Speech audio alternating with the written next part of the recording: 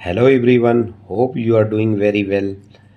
Once again welcome to my channel, and today I am going to start with very interesting topic, how to read post-flight report in Airbus 320 family aircraft.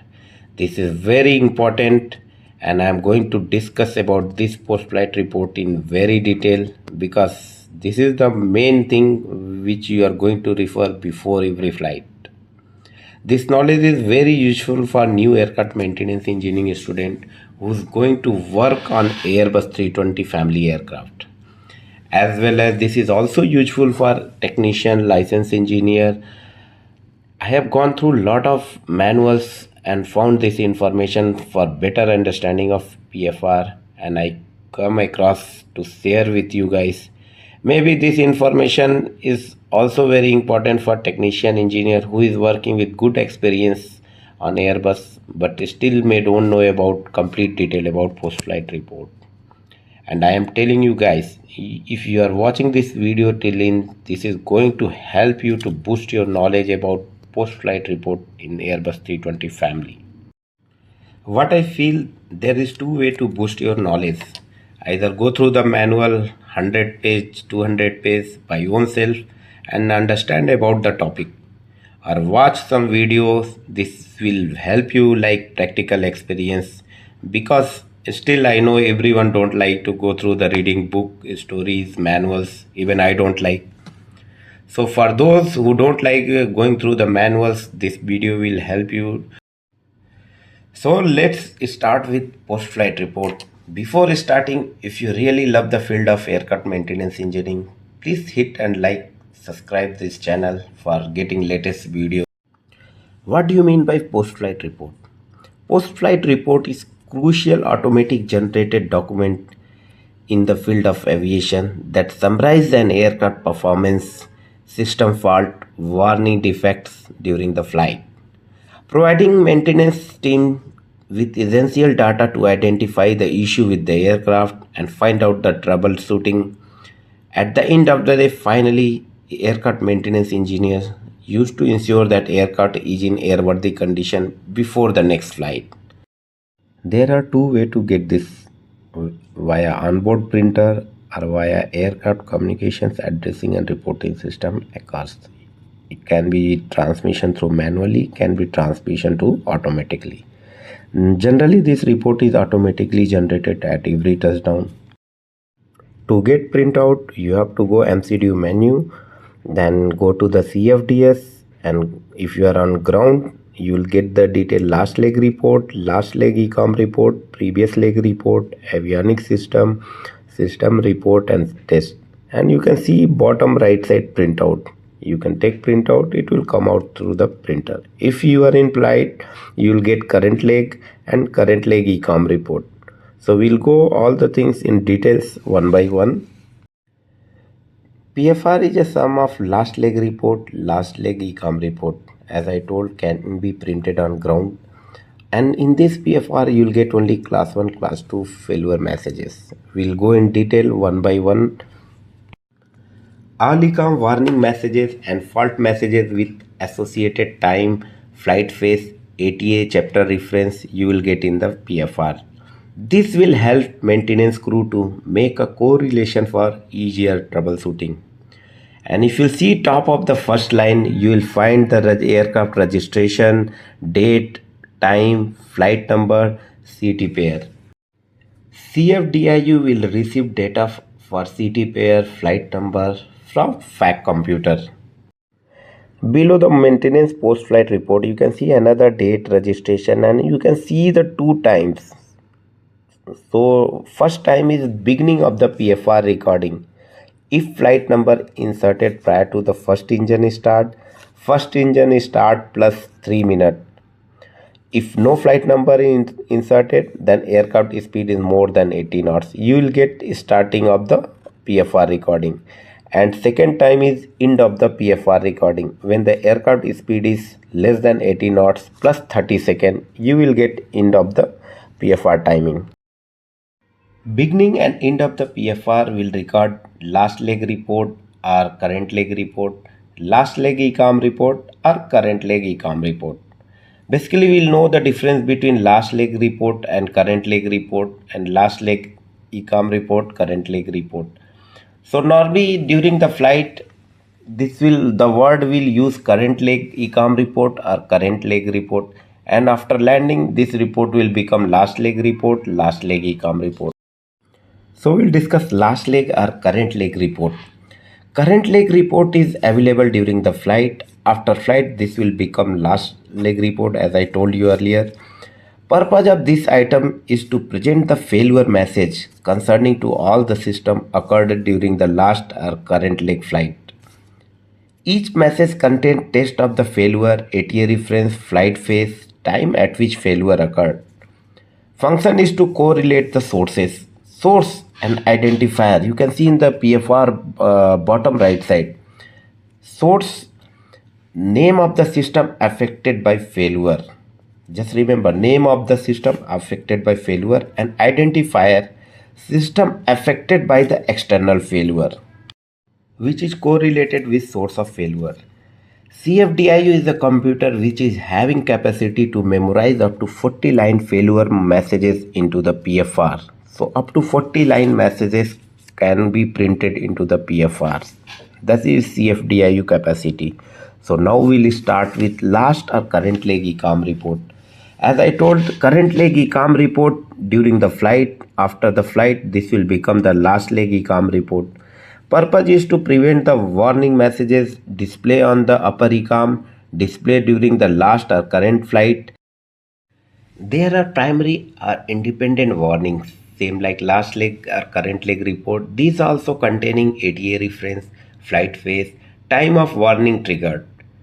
In this CFDIU memorize first occurrence only and carries on continuing with maximum 8 occurrence and become into the bracket at the end of the message. You can see occurrence counter in the PFR denoted in bracket 5. And this can also memorize up to 40 lines. In post-flight reports, failure are classified according to the importance. Class 1 failure, Class 2 failure, Class 3 failure. We'll go one by one. So we'll start with Class 1 failure. What is this Class 1 failure? Failure are the most serious. Once you received, you need to take immediate action subjected to the MEL. In MCDU, last leg report, current leg report, last leg ecom report or current leg report, fault will indicate to flight crew in flight on upper lower ecom display unit, and you will get local warning in the cockpit also. Refer the MEL, go if or no go. There will be the 3 condition for immediate action. Can be go also. If go, there will be the some condition, or no go. Aircraft will be grounded if you are not taking action. Based on my experience, what I feel, Airbus is very beautiful system. You can easy to understand the scenario. So let's see the example. Let's see this photo. On top of the photo is hydraulic panel, hydraulic overhead panel, and you see the ecom warning hydraulic blue reservoir overhead. So if there is a warning, you will find there is a fault light into the panel, particular blue push button, and action to be performed by the flight crew, blue electric pump must be off. So this is crew action. Second thing, as this is the in-flight scenario, right side you can see into the MCDU current leg report because you are in the flight. So time of the CFDS fault receipt time also it's mentioned, phase, what is the phase of the flight also mentioned, what is the correlated ATA, and hydraulic blue temperature sensor issue.